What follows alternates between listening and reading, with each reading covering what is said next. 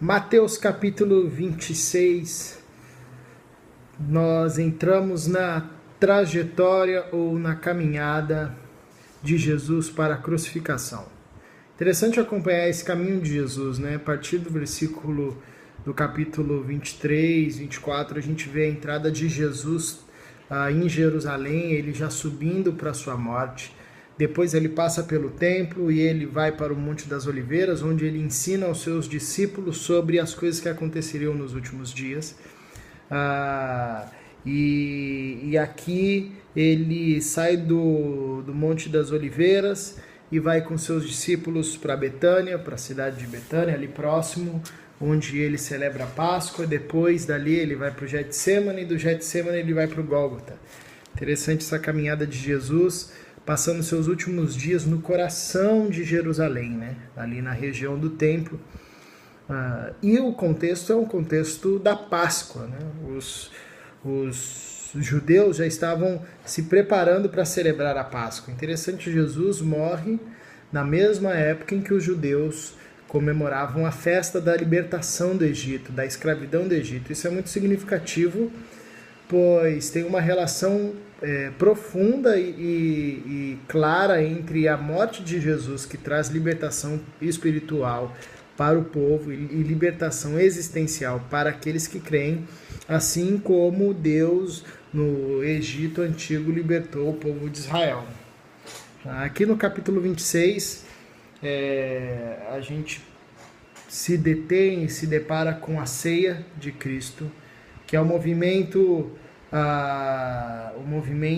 de Jesus com seus discípulos de assentar em volta da mesa e partilhar o alimento. Só que ali Jesus não está apenas fazendo uma refeição e não está apenas celebrando a Páscoa nos moldes dos judeus, mas Jesus está ensinando algo muito mais profundo e ensinando acerca do seu sacrifício.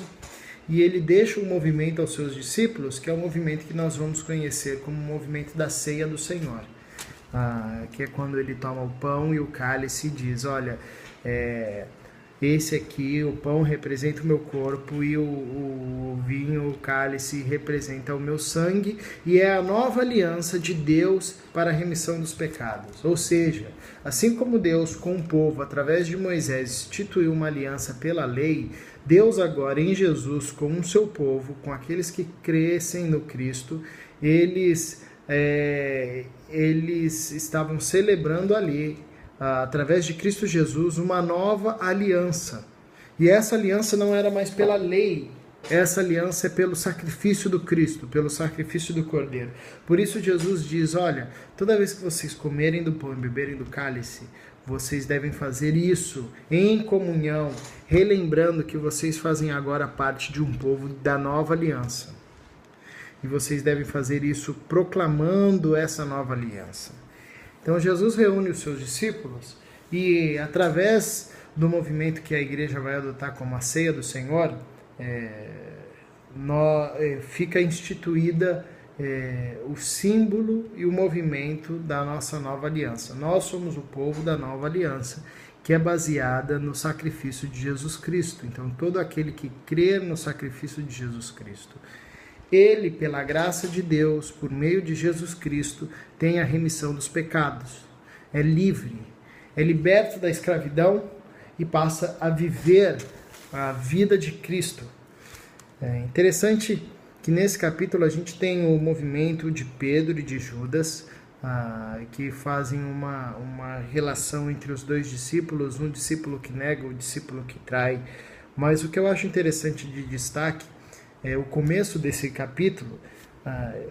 Mateus faz questão de enfatizar por meio de quem Jesus morreu, né? Qual foi a via. É interessante que ele destaca que a via foi através dos religiosos, que se programaram e arquitetaram um plano para tirar a vida de Jesus. Interessante observar esse movimento de Mateus, porque aqui é uma crítica profunda a religiosidade que mata, a religiosidade que mata o próprio Filho de Deus.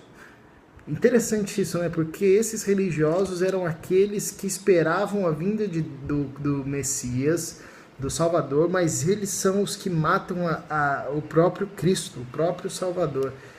Por quê? Por causa que a religiosidade gera uma cegueira que não faz a gente enxergar o Cristo. Então é interessante essa nota de Mateus. E em volta da mesa, na intimidade com Jesus, nós podemos ver quem é o Cristo e partilhar do seu corpo e do seu sangue. Então, capítulo 26 de Mateus, se eu pudesse resumir em uma palavra, a palavra seria intimidade. Jesus chama os seus discípulos para partilhar o pão, para fazer parte dessa nova aliança, que não é mais pautada pela lei, pelo cumprimento da lei, coisa que a gente não consegue fazer, mas é pautada pelo sangue de Cristo, que traz remissão para os pecados através da fé. Então nós somos o povo da fé, o povo da aliança de Jesus Cristo de Nazaré, que com o seu sangue comprou um povo para si.